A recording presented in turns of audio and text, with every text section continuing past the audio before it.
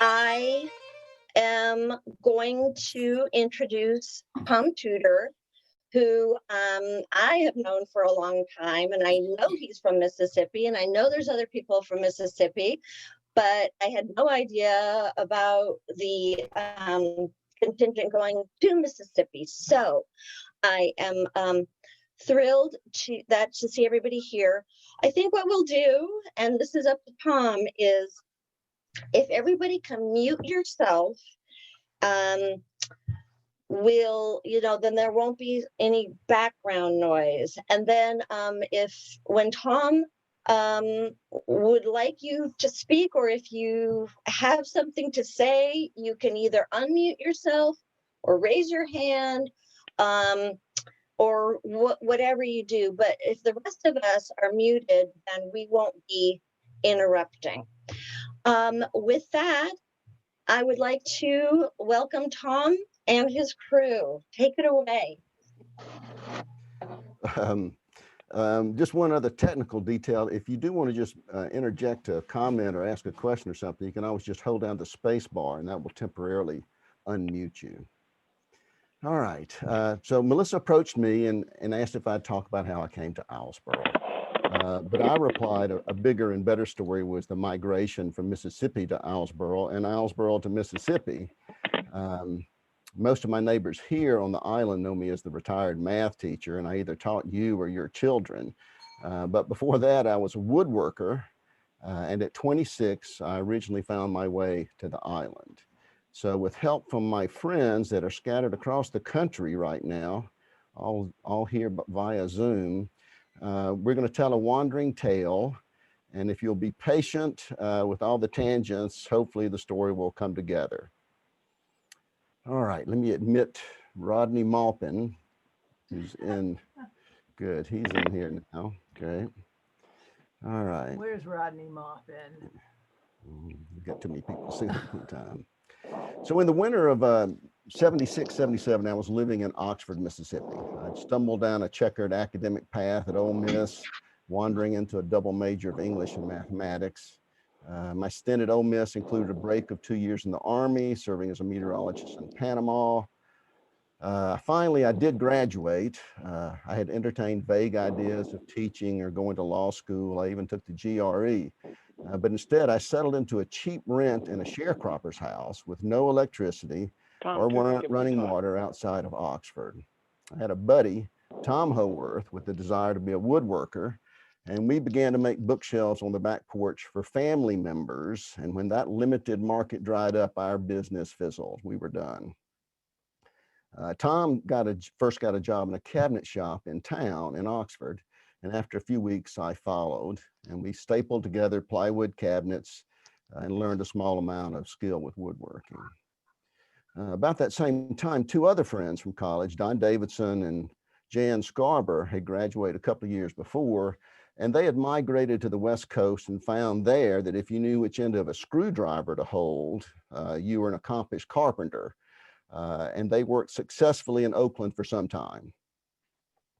Now, here's finally the connection to all this. Jan's half-sister, Sandra Kramer, urged him to come to work on her house under construction on an island off the coast of Maine. And he invited Davidson and me to join him. Jan struck out from Oakland, Don's old panel truck. I don't know what year that was, but those of you that remember, it was like, I don't know, a 38 or a 40, I don't know. And with Jan was Roberta, his girlfriend. And they struck out to meet Davidson and myself, and we drove up from Mississippi in my old Ford pickup with a handmade wooden shell on the back in the spring of 1977. Don and I left a glorious spring and arrived on Islesboro, meeting Jan in April. Sandra Kramer, whom I had never met, had arranged for us to move into Pat West Green Cottage, just south of Kim and Hardy Hill's house. If you don't know that house, let's see if I can call it up for you here.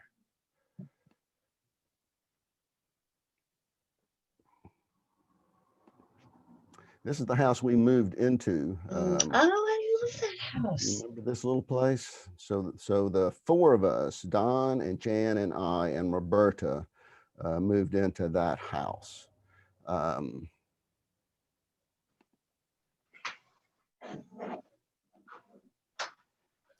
It was foggy. It was April, and it was foggy and chilly for weeks. I don't think we saw the sun for a month.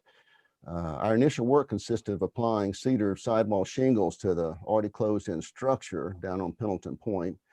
We drove to the work site, to the store and home day after day, knowing no one.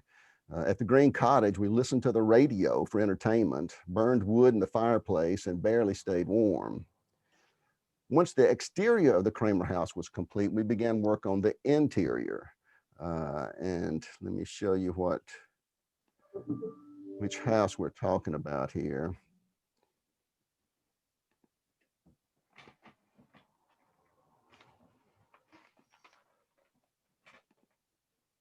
Read it from here. So here's the house that we were working on. Of course, it was just partially complete at that time. Beautiful place. All right.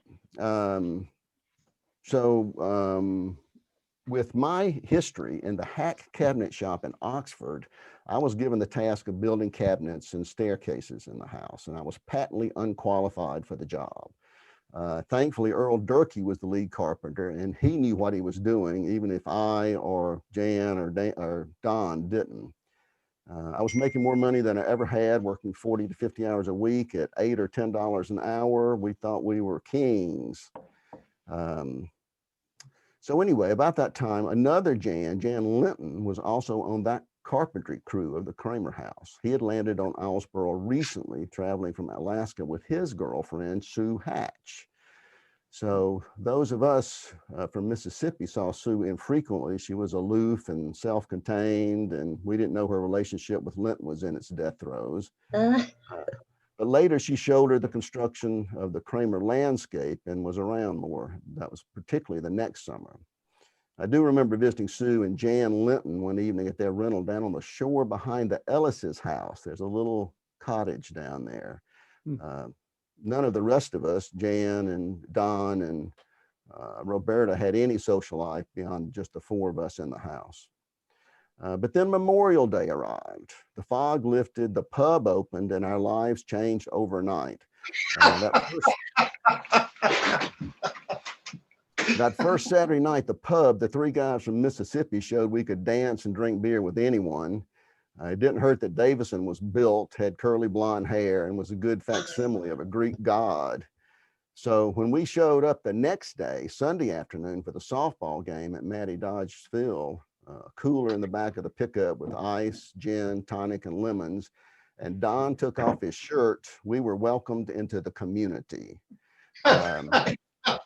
Here's what we looked like about that time.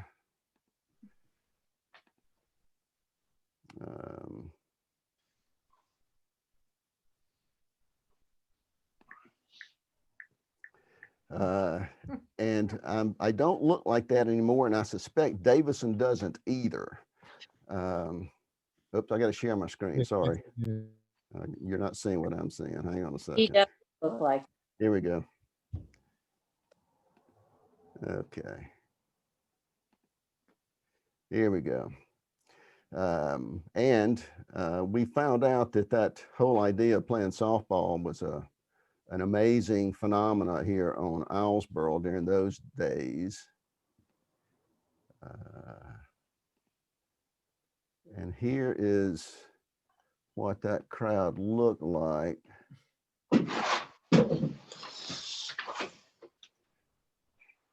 So here's Huey Dodge on the left. And see anybody else you can pick out in here. Here's Sandy, here's Phil Barry, Benny, of course. Billy's Hey, there. Tom. Yeah. I don't think that's from that era right there, because you got Helke there in Dave's arms, and she wasn't born until like 79. I think you're right, Ando, but this is a story. Don't hold me to facts, for Okay, God's sake. I'm sorry. Don't ruin a good story with truth. Okay, all right. Is that Jim Eli in there? No. I don't think so. No, Behind- Jim's not it. No. Behind Arthur? No. Dan's back here in the back. And there's Brian, next to Stanley, is a guy Right. named Brian. He became a pharmacist in Falmouth, Massachusetts. He used to live with Sandy Nevins. All right, all right. Okay. Okay, so Is that Bill? Was that Bill front and center with the? Yes, the Yeah. shirtless one. yeah, Yeah. yeah. That was Billy. Yeah, that was me. Nice. All right. All right, so let me Lift talk a little the bit more, and I'm bikini. gonna hand it off to somebody else here. One afternoon when I was working then down at the Kramer house, messing around with my tools because I had to buy new tools with each paycheck, and also bought books on cabinet construction because I didn't know what I was doing. Darcy Thomas came over one Sunday afternoon poking around. Once I'd introduced myself, she exclaimed, "Oh, you're one of those Mississippi artisans." I felt like turning around, so who she was referencing, but I quickly realized that was the way Sandra was billing us. Anyway, that first summer, we, like everyone else who lives on Islesboro, attracted visitors. Lars, Eli, and David Watkins showed up, and they pitched a tent in front of the green cottage. Lars, are you here? You want to talk a little bit? Maybe Lars isn't here. What was All right. the last name? Let me see if he's here. Hey, I see you. There you are. Hey, Okay. Lars. Hey, buddy. Okay. I've just been watching. This is my first. This is my first Zoom meeting. Hey, everybody. Great. So Lars, tell us how you got here. Oh man, I don't know if we got that much time. Actually, you're right. David Watkins and I were actually in New York City for about a week that summer, and I knew you guys were up in Maine, and so I asked Watkins. I said, "Hell, let's go to Maine." We were about as close as we were ever going to get, I figured. And I guess we're old enough to tell these tales. But anyway, we stumbled up on some New York marijuana before we left. And 3 days later, we got to Islesboro.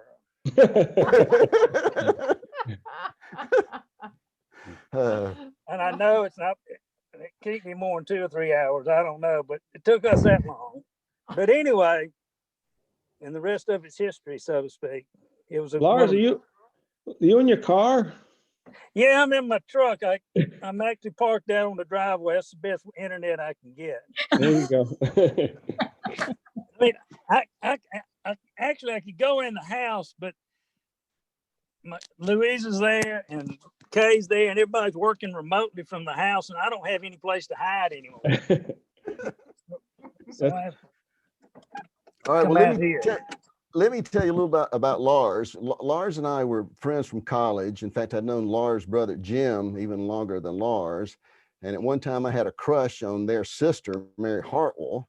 The Eli's owned, and Lars does now, just under 1,000 acres of farmland in the Mississippi Delta. And I'd often been down there. Let's see if I can give you a quick shot of what that looks like.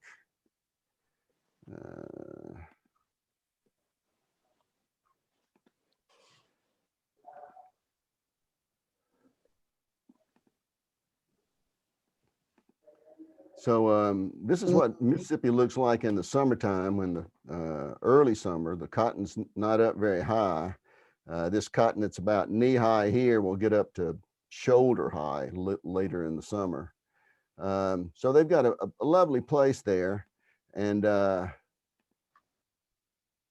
there's a bayou that winds through with cypress. So just to give you a sense of what that is,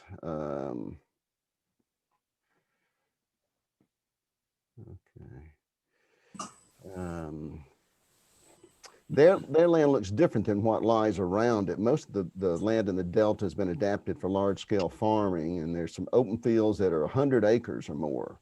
But the Eli's land, Lars, you keep up with me now. Fact I'm check me. trying.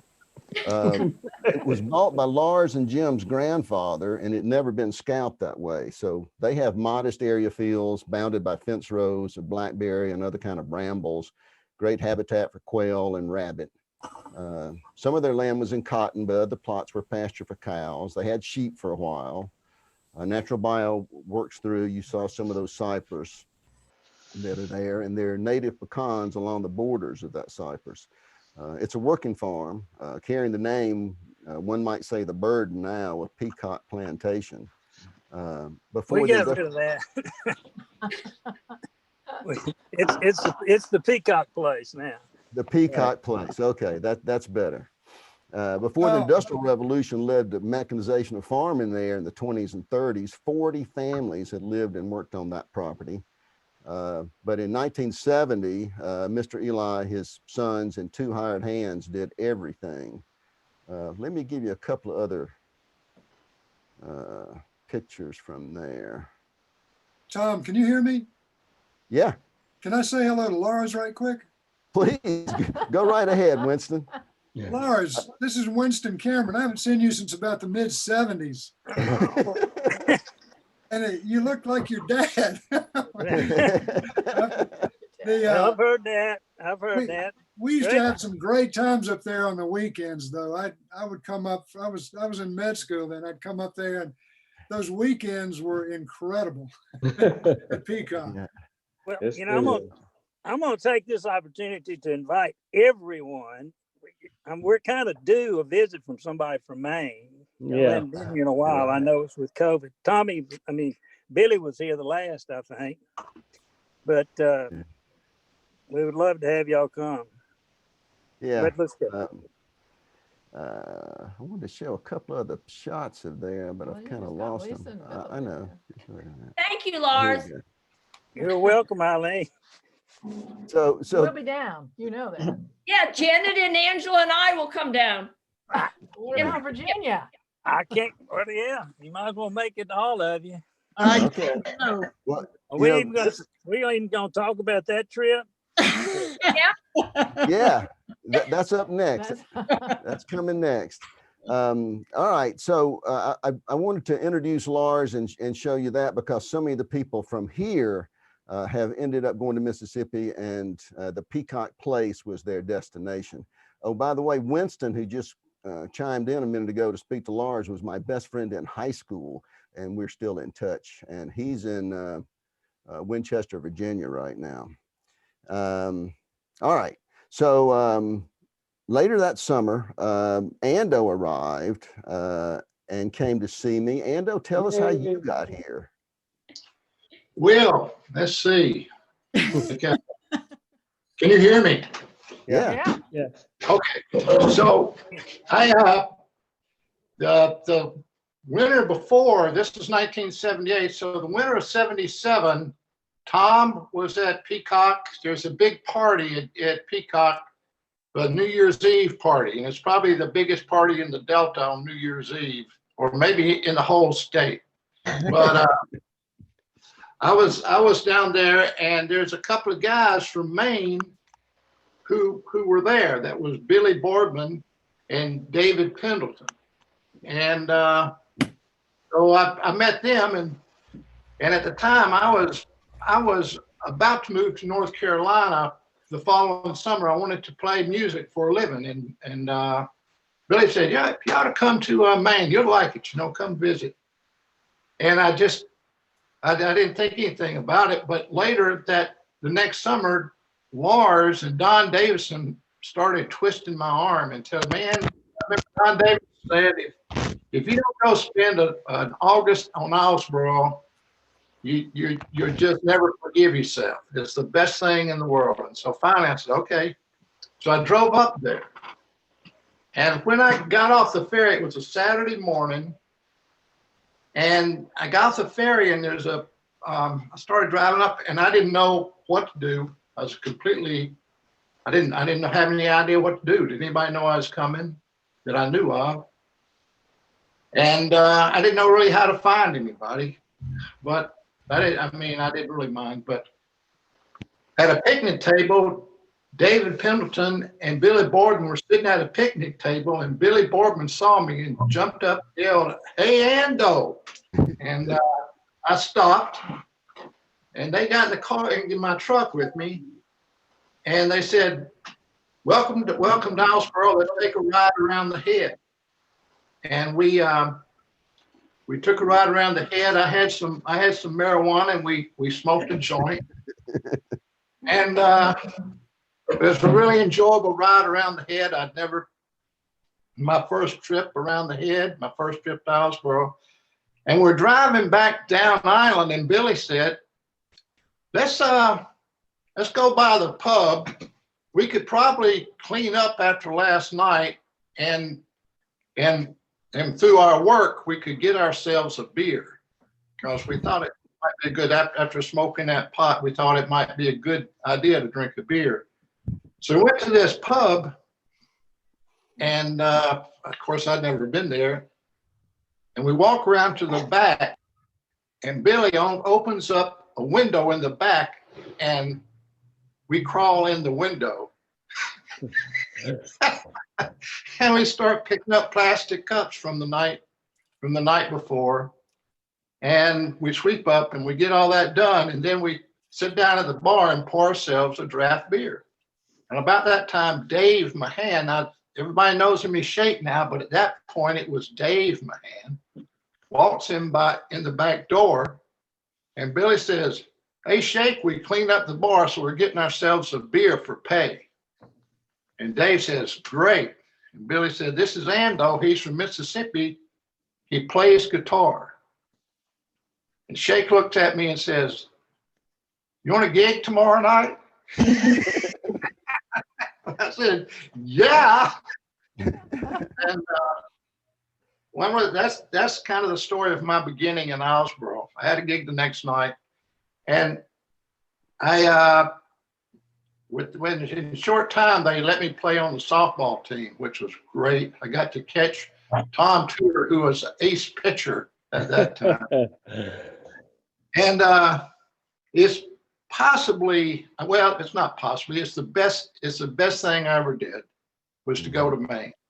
And every once in a while I think about it, and it's like, and I love Mississippi, but it was hard for me to live there. And I'm so thankful that I had a chance to come live in Maine. Good. So, And Ando lives in Belfast now, but Ando, you spent most of 2 years out here, didn't you? When was that? No, I lived there a year. I got there in August, and a little bit more than a year. But when I didn't tell you this. After we went from the pub, we went up to DP's mother's house, a barn, and I think we got a bed for some reason. And then we drove up to Terry Babbage's house, which was just south of where Dave and Sonia were living, right up by the Historical Society. Mm-hmm. And we pulled into this driveway there, and I walk in, and Tom Tutor says, "Ando, where you been? I've been expecting you for a week. I've already been getting your junk mail." And he got a letter from Lars from me.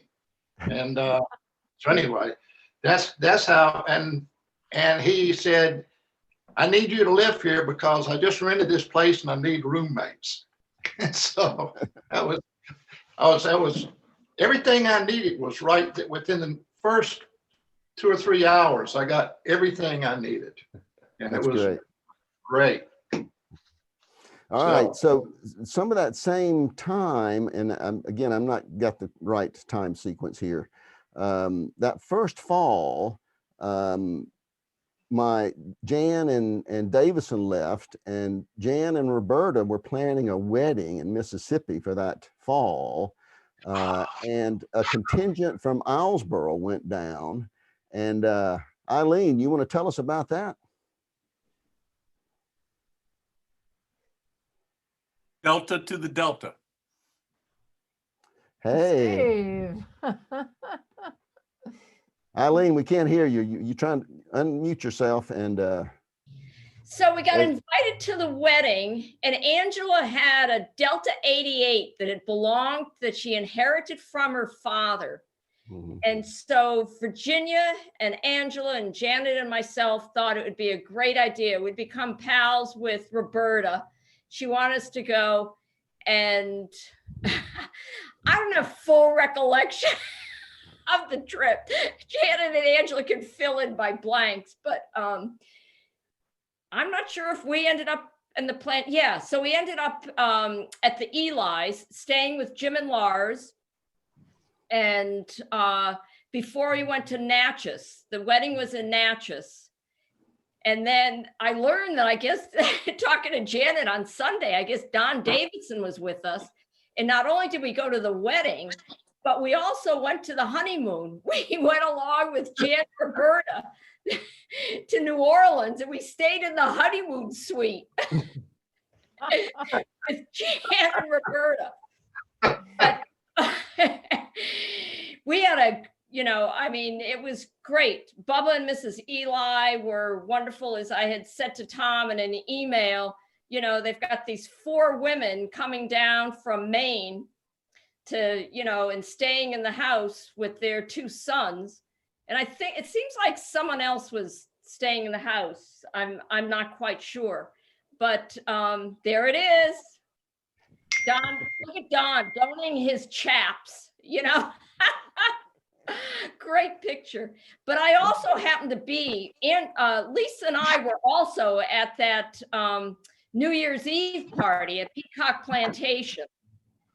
And I believe that's the one Shake was there. And I think that's when we ended up meeting Vernon. And I think that was Vernon's connection. That's when he met the main contingency. And Vernon came after that. But that was the party to be at, that New Year's Eve party. But like I say,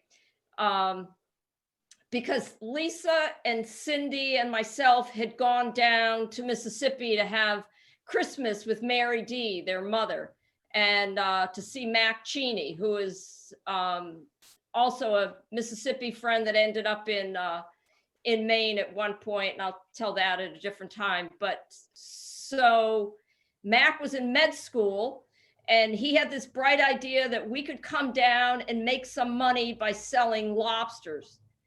And so we loaded up Cindy's Celica. So it was like the coldest day. It was like 11 below. I'll never forget how cold it was. We loaded up the Celica with lobsters, Christmas wreaths. It seems, I'm not sure if we had a dog or not. Lisa and I stayed stoned and drunk the entire drive down. And then we got lost when we got to Mississippi, and Cindy woke up and we lied where we were. We told her we were like maybe in North Carolina. I don't know where we told her, but we had actually just been riding around in a circle because we were too loaded to even find the exit to get off in Jackson. And those are some of my memories. Hear those girls. Can I interrupt? Yeah. Well, Eileen, I'm crushed. That was me, not Don Davidson, went on that. Well, don't feel bad because Janet said it was Don Davidson. So that makes more sense. I'll have to think about it. I'll remember it was you. Oh, Matter my of fact, God, there's the shady. Don was the one, I wish Don was on this call, but he was the one that said, you need to go with him. That's all it took. Don did. That's right, Lars. You were, okay. Well, I will never forget stopping somewhere, that car, something broke down, or y'all thought it was broke down. And I went into the store to get a beer or something. And I walked out, and there was Angela looking into the hood of her car with about 10 other Mississippi boys looking down into the hood of that car. And I said, what the hell? But by the time I got in the car, they had fixed it. I don't know what was the matter with it, but I'll just never forget that picture in my head. And I remember some of the trip. I don't remember going on a honeymoon to New Orleans with Jan and Roberta. I must have hitchhiked home. I think Jim did. Jim came May over. have. He Yeah, would have. One of you with, I think Jim came with us because he turned us on to chicory and coffee. Yeah, we stayed in the honeymoon suite. It was With two. Jim. We stayed on one floor. They stayed on the other. We gave them that much privacy. I think they were going on a cruise the next day, but yeah. I do remember that we were, I think it was Sue actually, she had a breakfast. Do you remember this, Sue? I think it was you at the Islesboro Inn that morning. We were all leaving. And the four of us were leaving and you had organized a breakfast. We were all at the Islesboro Inn before we took off on our big adventure. And I remember David saying to me, please take care of Angela. Please, Angela hasn't ever been to Mississippi. I was like, I haven't either, but please make sure Angela's okay. Okay, Dave, I'll do that. She hasn't been out of Maine. No. Oh. Yeah, that was very adventuresome of the four of you to strike out like that. And I'm glad no harm came to you. So moving along in the timeline a little bit, that winter, I stayed here after Don and Jan left. I didn't have any place better to be. And I was also struck with the feeling of community that I found here in Islesboro. And I think that's what attracts many people that show up here, is that it's like Ando said, he was taken care of within, hours of all of his personal needs. And, for me, when I got here, there were a couple of older men that helped me beyond Earl Durkee.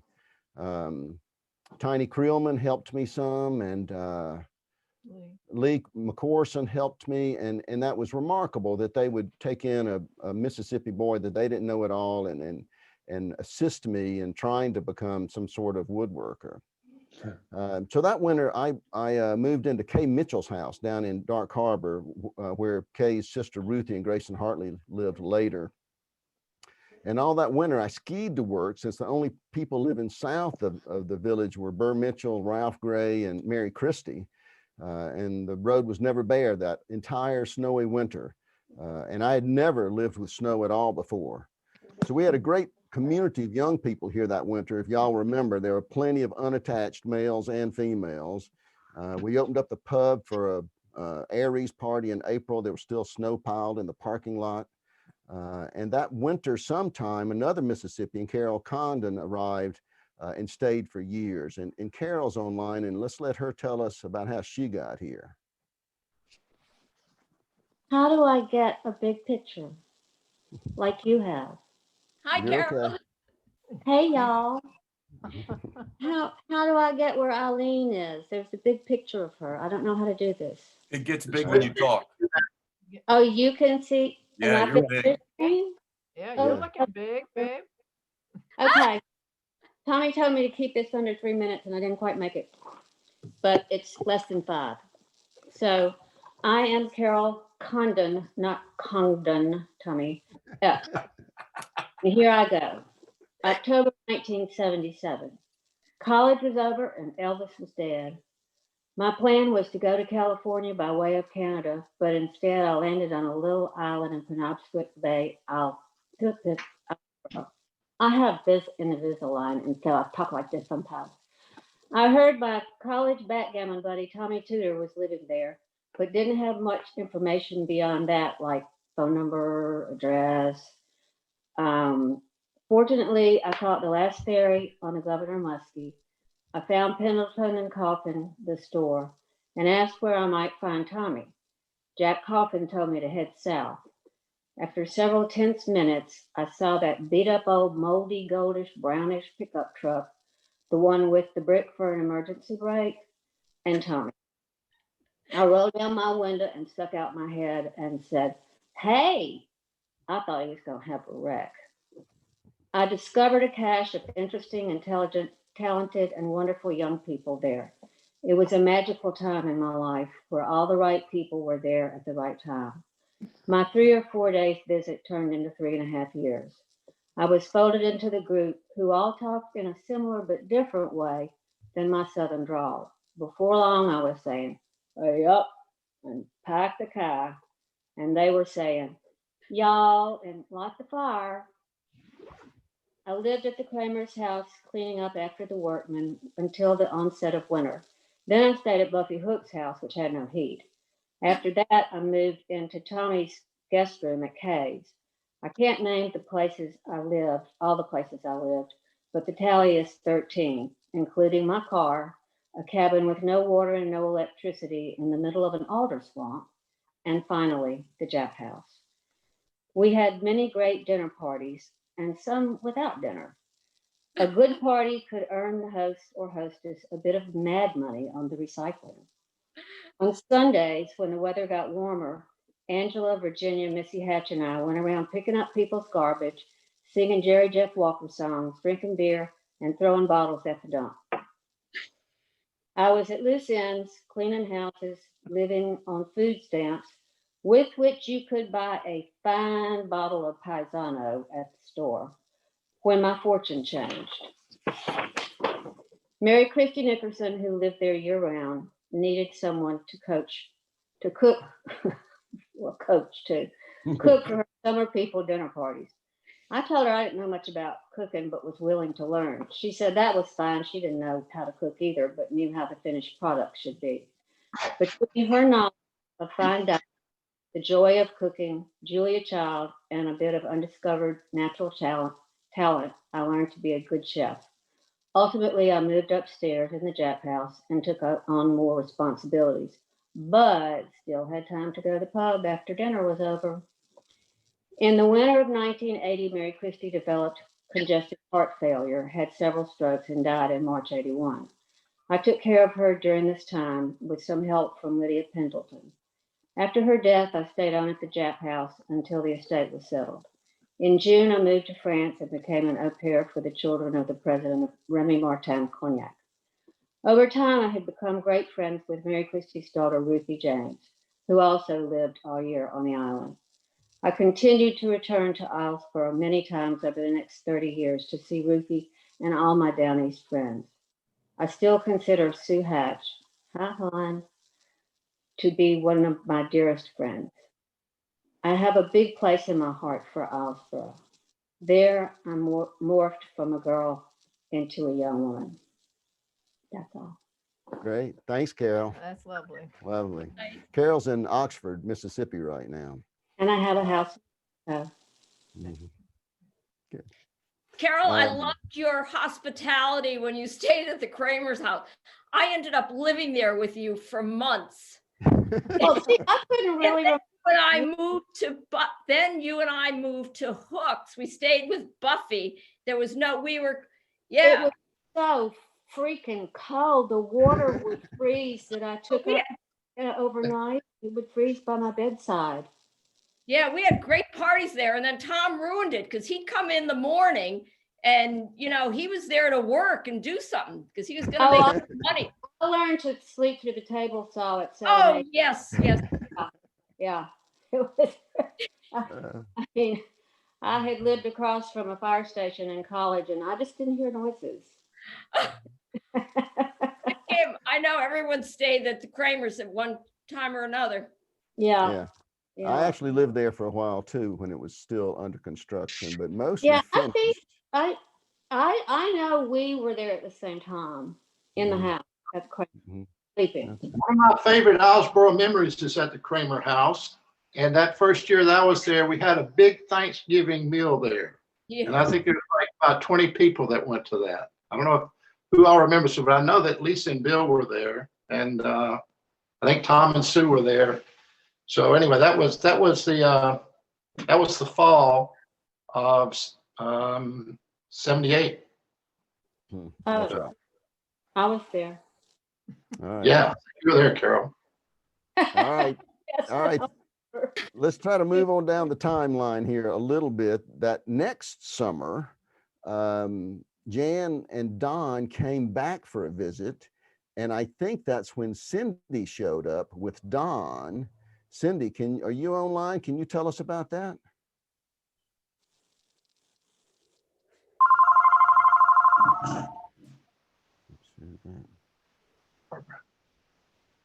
Maybe Cindy's not here. Or Cindy, you trying to talk and are you muted? There's Cindy.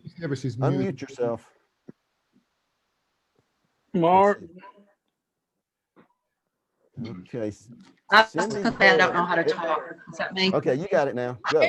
Well, I don't really, what would I tell? We just came. We came and we all stayed on Hughes Point. Right? Oh, it's Anda, point. Yeah. were you there? Yes, we stayed on Hughes Point. There were a whole bunch of us. But I guess Jim and Lars and Yep, I was there. yep. And anyway, we stayed and then as I said, we started playing softball and drinking a lot of beer. And I thought, this is the best place in the world. And I've never played so much ball. I thought nobody worked and nobody did anything but party. And I went back to Mississippi and put in my notice a few months later and moved back in time for the Aries party. That was my story. Party. And then I had to work. I had to work a lot. And Cindy, then when did Lisa come? How did Lisa- that happen? Lisa came the same time Carol did, I thought. Yeah. She and Alan Huffman came. They're I Alan. think that second summer. Yeah. I got Remember? job And then- at the big house, the Tiffany's big house. for the Yes. summer. Right. And I came up the next summer with Claney Bowman. That's right. From Because Greenville. Al and Lisa drove up, and Lisa had a job at the big house Right. down by the Good. wall, For Duchess DeMushi. spacious servants' quarters bedroom with the Yeah. little tiny single bed. Yeah. And that's how she got up there, Right. because I think maybe she was breaking up with Tom. Yeah, she was. And I said, well, come on up here. It's great. Love it. So that's how Lisa came. All right. So, Wow, it's Cindy and Lisa. yeah, there's Cindy and Lisa and Jim, Lisa's Eli, and there. Vernon. Man, that Cindy sure is cute. Thank you, Ando. Sure was. Not now. Look at Lisa's hair. I know. Yeah, it's funny. All these people that have come up have been friends of mine in different ways over the years. Lisa had been a friend, but peripherally, she had been a partner of two of my best friends' little brothers. Cameron's little brother, and Richard Howarth, his little brother, Tom. So Lisa showed up. Bill, you want to talk, or Eileen, you had a nice little anecdote about Lisa showing up at the pub. Tell us about that. Oh, well, when you talked about all, single men and single women, as inebriated as I was, I to this day, Lisa and I still, jive about this. But what I remember was I wanted to know, who was this woman? She was standing over in the pub, over near the bar, and she had on Fry boots with a matching Fry purse. And, and that was the main thing. What is someone on Islesboro doing with this gorgeous leather purse? And, and all of the men were just like, everybody was talking around her and talking to her. And it was like, we still laugh. I said, my first impression of you was about having this big leather purse that she had on a strap. And yeah, who would know? But Alan can tell. I think Alan Huffman's here, and maybe he can tell about when they got off the boat and they drove up. Are you there, Alan? Yes, I'm here. Hi, Alan. Story. Yeah. Alan. Hey, Alan. Which story, Eileen? Well, when you got off the Which story ferry, did you want John me Jr. was there directing traffic.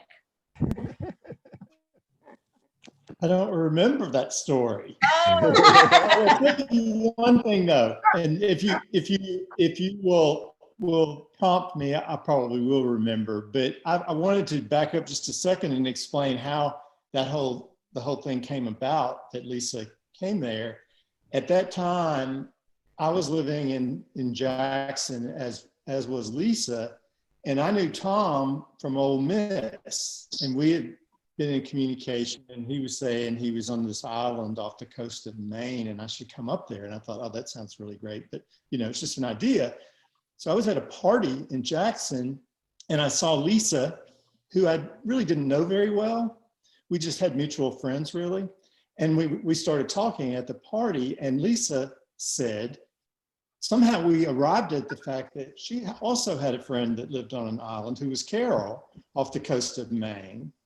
And as we triangulated around this, we realized that they were on the same island and that they were both trying to convince us to come. And so we just looked at each other and we said, do you want to just go? And we agreed. How could you not? It sounded like a great idea when you were 23 years old. And so we piled in Lisa's rabbit with poo-poo. And we camped along the way. We stayed with Richard and Lisa Howarth in DC.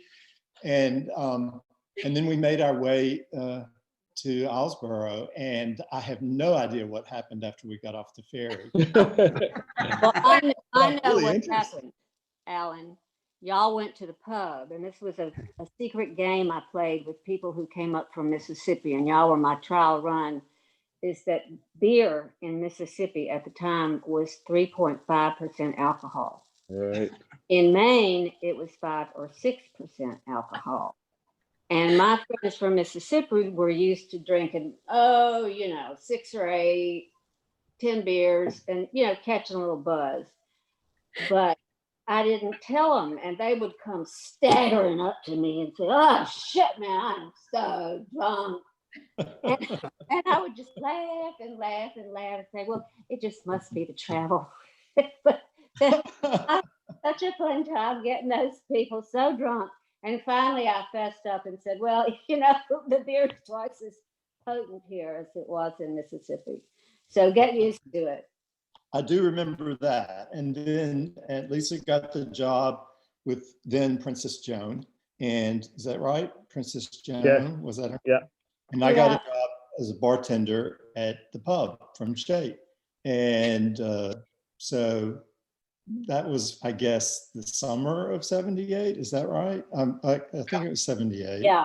Yeah. So we stayed the summer, and my night at the Kramer house was my last night. It was in October.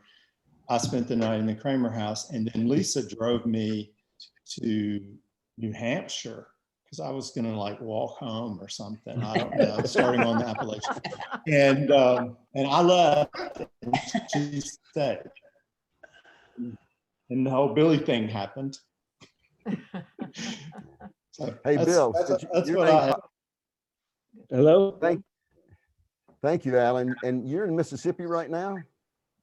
Yes. Yeah. We'd love to see you in the flesh. Yeah, well overdue for a trip there. Yes. Alan, what town do you live in? I don't live in a town. I live out in the country, sort of between Jackson and Vicksburg. Bolton is the nearest town. Same house that you built way back when? Well, I've moved a bunch of buildings, old buildings, onto this property. So the first one I lived in was it a little log cabin that you remember? Mm-hmm. Yeah. No, I don't live in that one. I live in another house that I moved onto the same place. Beautiful. Hey, Bill, while you're there, would you tell us about going down and helping rebuild the Eli's house after it burned? Well, what I can remember, but I'll tell you, the first time I went down there though was with Ando, and DP and I went down, and we stopped in Oxford. We stayed with Tom Holworth and Lisa, and from there we went to Peacock, and that must have been in 78. And I went down to Shaw, Mississippi almost every winter for about 7 or 8 years, I think. And Lars could tell us better when the house burned down, but that was in, I don't know, spring or summer, Lars, and then that winter David, DP, Allen Ginsberg, and myself went down there. We stayed over in the compound, which was Vernon's place near the gin mill, and we rebuilt the Eli house. And there are never finer people than Bubba and Miss Betty Lou. I can tell you that. Yeah. But I jobbed down there a lot with Davidson, and DP and I worked over in Sunflower for Miss Patterson and redid her laundromat, and we commuted over there. And I just have such fond memories of Shaw. Yeah, here's Bill about that time. I look like Robin Quimby. The story, hey, one other thing. So the story is that if Lisa was here, she'd tell you, was that so they got off the ferry, and we had a guy who lived right at the corner there, John Jr., and he always liked to think of himself as directing traffic. And he had a whistle, and everyone knew that. So Alan, you guys got off the ferry and you stopped and you wanted to take a right, but he made you go left. So you just followed his directions. You went left. You had no idea where you were going. So that's the story Lisa tells. Yeah, it's been amazing how many people have come and gone back and forth. And I've got just a few other things I want to mention. So all that went back and forth. You went down there and built that house. So that next fall in '79, Sue and I traveled to Alaska to run a general store in the bush. And we split up forever. All this was before we were married. And Sue came back to the island and by way of Hawaii, and I returned to Mississippi.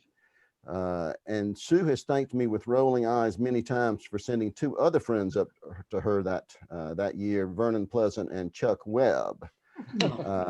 And because of that connection, Consolation prize for you, huh? yeah, because of that connection, Janet Webb bought a piece of property up on Turtle Head and built a house and came for many years. And we miss her because she's now decided that she's going to let that house go. So as far as I can count, there's something like 30 Mississippians that have come up here to Islesboro that were friends of mine earlier. But this includes some of their children, like Elaine and Louisa Eli, Blair and Tatum Webb, Stephen Hedges and Fletcher Duke. And I think more than a dozen people from Islesboro have visited Mississippi, primarily to the Peacock place. There was also, as many of you know, Philip and Harding Carter have been coming up here for a long time, and I never knew them personally in Mississippi, though Lars, you might have known them. I didn't know them, but I know of them.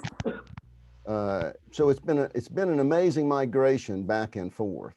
Been wonderful for all of us, and I really appreciate all of you and how we've created a network between the island and Mississippi. You know, it's also worth mentioning that decades ago, the University of Maine hosted Mississippi's James Son Thomas from the Delta, Mississippi bluesman, in 1972, and they staged a blues festival in '74. Muddy Waters and B.B. King appeared in the state in the '70s. And since 1978, dozens of blues performers with Mississippi roots have appeared at the Trade Winds Blues Plus Lounge, the Time Out Pub, the Trade Winds Blues Bash Festival, and the North Atlantic Blues Festival, all in Rockland, Maine. So it's pretty amazing what has gone back and forth. And to connect all that together, Janet Webb helped found the B.B. King Museum in Indianola, Mississippi, and she's led a contingent at the Blues Festival in Rockland for years. Let me just give you a quick look at that, and then I'll let anybody else say anything they want before we finish here. But the Blues Festival has been a huge success, and here's what it looked like for. Here's Janet and Ando manning a booth there. And then Cindy's been over there with Janet at different times. And this is Janet with Eddie Shaw, who was a bluesman that she was proud to meet over there. So it's been a remarkable journey, and I'm just pleased to have been a part of it. That's all for me. Anybody else got something else they'd like to add to this wandering conversation?